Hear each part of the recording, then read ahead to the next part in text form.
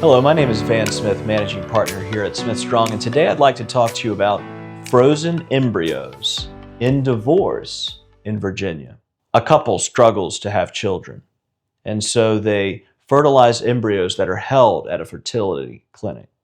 Now the couple, unfortunately years later, are going through divorce.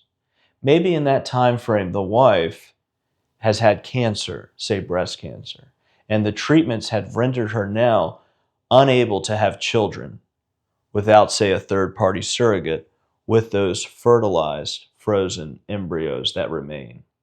And now they're getting divorced. And if we destroy the fertilized frozen embryos in the divorce, this woman forfeits any possibility of additional children. And this is now before the circuit court in Virginia for division. How do courts handle it?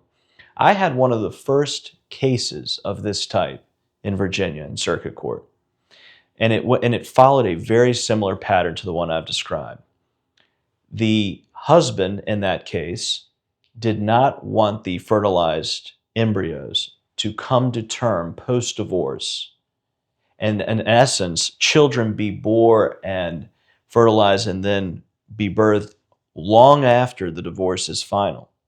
Also tied into this was the concept that I, the husband, would now have to pay child support for these fertilized embryos after the divorce. Long after we've separated and divorced, these fertilized embryos are placed with a third party, and now they're coming to term post-divorce, and now that person's financially responsible for the child that they no longer wish to have. It's a very complicated issue. And then the wife was tearfully on the stand pleading with the judge, "Judge, if you destroy these fertilized embryos, it forfeits any chance that I will have children." And then she breaks down and cries. These cases are increasingly common for a number of reasons, but one, I believe, is we're now marrying older, we're waiting longer to have children, we're waiting longer to get married. And so when we are going through the process of divorce, because we've married later, we've thought about children later, we've fertilized eggs, and so now we're being divorced in our late 30s, early 40s, and maybe these frozen embryos are our last shot at having children, and we're no longer to bear them on our own because we're now in our 40s, for instance. And so these issues are increasingly common as the science becomes more readily available, as we marry older, and as we are now in our marriage as older people encountering higher rates of cancer as we age. And so the inability to have future children pronounces the importance of these frozen embryos.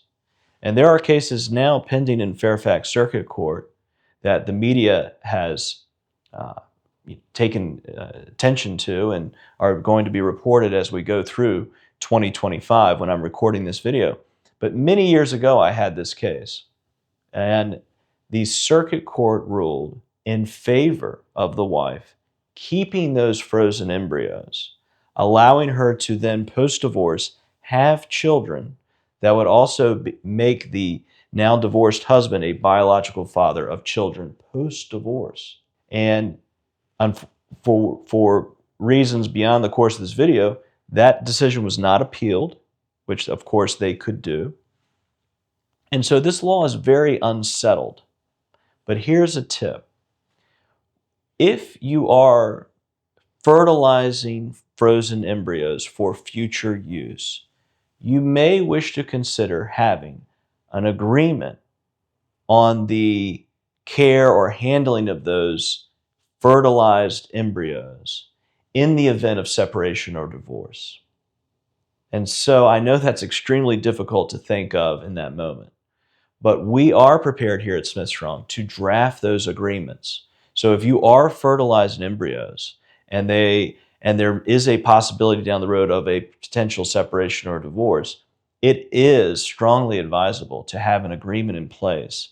Otherwise, you as potential fathers out there could be facing the issue of fertilized embryos being brought to term without your consent.